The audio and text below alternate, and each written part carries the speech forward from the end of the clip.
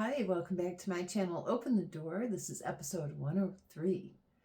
Today I'll be talking about how a spiritual awakening is uncomfortable AF. So this is a safe space. I want you to know that. And it's a place where I speak my truth because I think some of you may need to hear it. It's a place where you can acknowledge that there's healing for you that needs to take place. And this is where you can decide that you're worth it. And it's time to open the door and walk through it. So just know that you're safe here, even if you don't comment. Your energy is always welcome. And just by watching my videos, your higher self is connecting with my energy and tapping into the truths that align with your truth and your purpose. So I just wanted to make that statement and, to point out that you're safe here and you're welcome. So I end all my episodes with a little saying that I have of wishing you peace, love, and light. But I am a realist, and I want to bring you the truths of all sides of the spiritual awakening, because it's not all peace, love, and light. It's not always rainbows, butterflies, and beautiful crystals. It can be also times of crying at 3 a.m., feeling alone and abandoned, and questioning everything about yourself, from your beliefs to your lifestyle and your decisions. So the hardcore truth is that the spiritual awakening can feel like everything is falling apart. It's messy, it's raw, it's painful, and it's dark. But it ultimately leads to clarity, self-awareness, emotional regulation, and lightness of being. But first you do have to go through something called the dark night of the soul. And that feels like you're going through a tunnel of despair and not really sure of the reason. And often this awakening brings with it the dismantling of everything that you thought was true. So here's common experiences with the spiritual awakening and what that feels like. First of all, there's isolation. That you end up with having a loss of interest in your old habits. People, maybe friends and or family, that just don't seem to resonate with you any longer. There's this feeling of unsettledness and just feeling like you don't belong, which leads to the next point, which is feeling alienated and disconnected from those who are close to you. There's definitely an identity crisis that happens with the spiritual awakening, and you have all this confusion about your true identity. You would always fit yourself into a role or stereotype throughout your life that maybe was placed on you by others. And during the spiritual awakening, you begin to question that, and how is this role true to your authentic self? Another thing that happens with the spiritual awakening is a lot of emotional upheaval.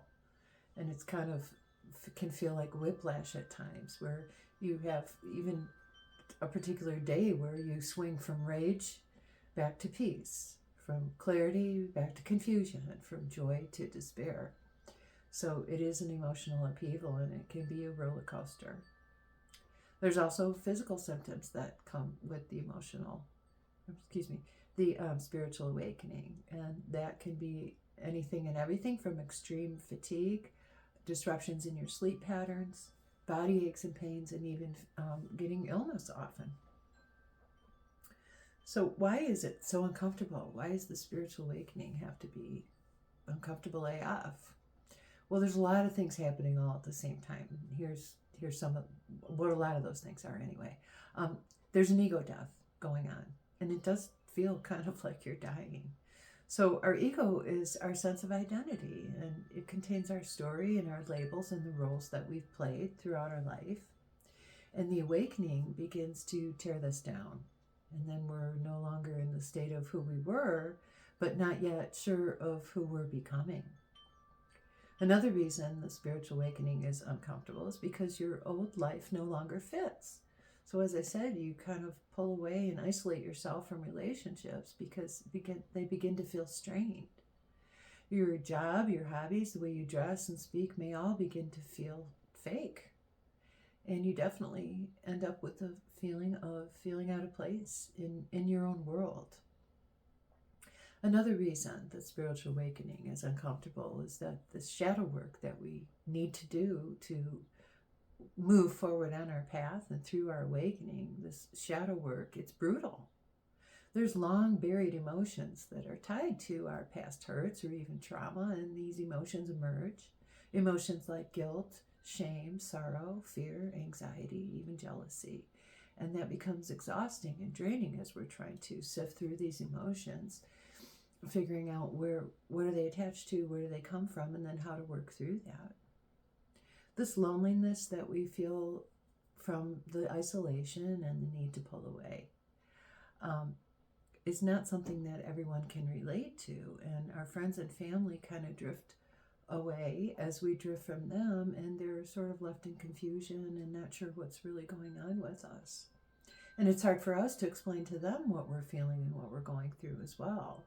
So we end up in a state of loneliness, feeling that we're on this little island of spiritual awakening on our own, trying to manage all these difficult emotions and ego deaths and everything that's coming up for us. Another thing that's uncomfortable with the spiritual awakening is that we begin to see through illusions. So systems, beliefs, and old coping mechanisms get exposed, and we're forced to look at those and make a decision whether these are things that we truly believe in, or were they instilled in us, and take a deeper look. But the disillusionment comes with areas in religion, authority, and even family narratives.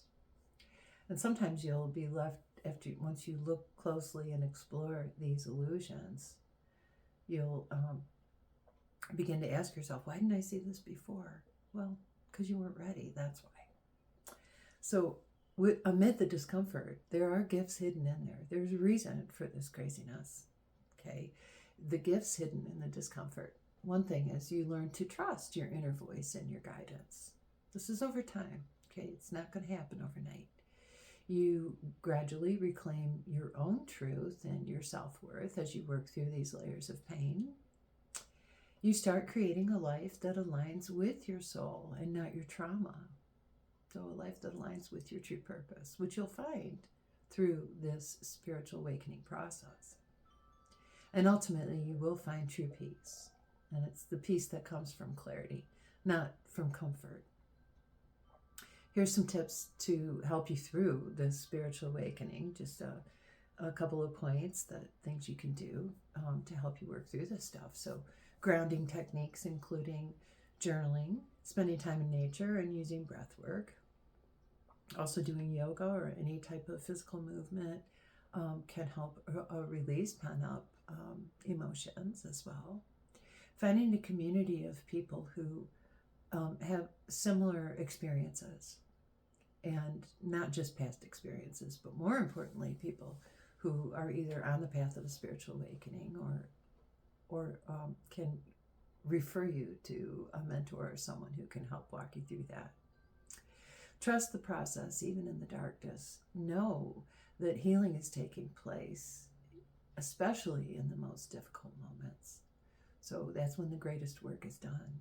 But you've got to kind of walk through the fire to come out the other side. And just accept and understand that this emotional awakening consists of many breakdowns, but these breakdowns ultimately lead to breakthroughs.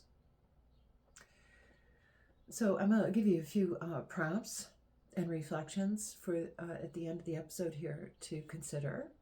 But before I do, I want to direct you towards some episodes that deal with my own spiritual awakening and give you a little more detail into my own story. So episode number 75 is entitled My Never Ending Journey, and that's about my spiritual awakening.